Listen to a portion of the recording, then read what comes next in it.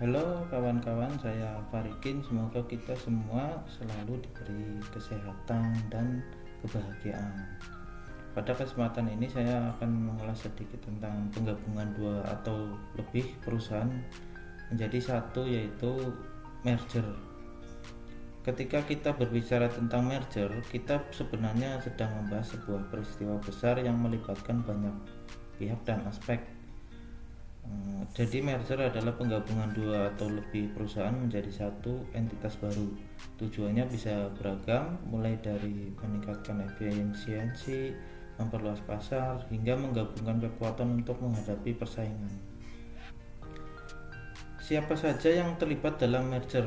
Yang terlibat dalam merger biasanya berupa kedua perusahaan yang bergabung. Mereka adalah aktor utama dalam proses merger. Pemegang saham, keputusan merger biasanya diambil oleh pemegang saham mayoritas dari kedua perusahaan. Karyawan, mereka akan mengalami perubahan yang signifikan akibat merger, mulai dari perubahan struktur organisasi hingga kemungkinan pemutusan hubungan kerja. Kreditor, pihak yang memberikan pinjaman kepada perusahaan juga akan terdampak oleh merger. Pemerintah memiliki peran dalam mengawasi merger, terutama untuk memastikan tidak terjadinya monopoli yang merugikan konsumen. Kapan merger terjadi? Waktu terjadinya merger bisa bervariasi tergantung pada banyak faktor seperti kondisi ekonomi, kinerja perusahaan, dan regulasi pemerintah. Di mana merger terjadi?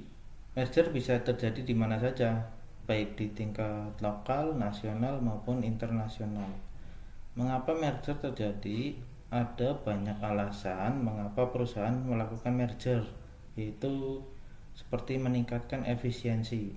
Dengan menggabungkan operasi, perusahaan dapat mengurangi biaya dan meningkatkan produktivitas.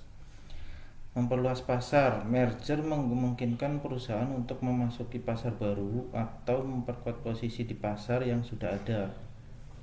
Mengakses teknologi baru, melalui merger perusahaan dapat memperoleh teknologi baru yang dapat meningkatkan daya saing. Menguasai sumber daya, merger dapat memberikan akses ke sumber daya yang penting seperti bahan baku atau jaringan distribusi. Bagaimana merger dilakukan?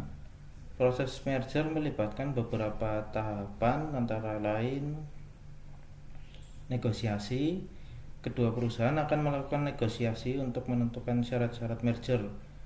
Due diligence, masing-masing perusahaan akan melakukan penilaian terhadap perusahaan lainnya untuk memastikan bahwa merger memberikan manfaat. Mendapatkan persetujuan, merger juga harus mendapatkan persetujuan dari pemegang saham dan otoritas terkait. Kemudian ada integrasi. Setelah merger disetujui, kedua perusahaan akan memulai mengintegrasikan operasi mereka. Dan ini ada contoh kasus merger ya, misalnya merger antara perusahaan A dan B. Perusahaan A dan perusahaan B bergabung menjadi satu perusahaan baru, yaitu perusahaan C. Perusahaan A dan B pemegang saham keduanya perusahaan, karyawan, kreditor, dan pemerintah. Nah, ini kapan terjadinya? Merger terjadi pada tahun 2023, di mana merger terjadi di Indonesia. Dan mengapa? Tujuannya untuk meningkatkan pangsa pasar di industri otomotif dan mengurangi biaya produksi. Bagaimana? Melalui negosiasi yang panjang, kedua perusahaan sepakat untuk bergabung dengan pertukaran saham. Nah, oke kawan-kawan, sekian dari saya, sedikit penjelasan yang saya sampaikan. Sampai jumpa di video-video selanjutnya, dan jangan lupa ya, setiap detik dalam hidup adalah perjalanan, dan setiap perjalanan adalah pelajaran. Terima kasih.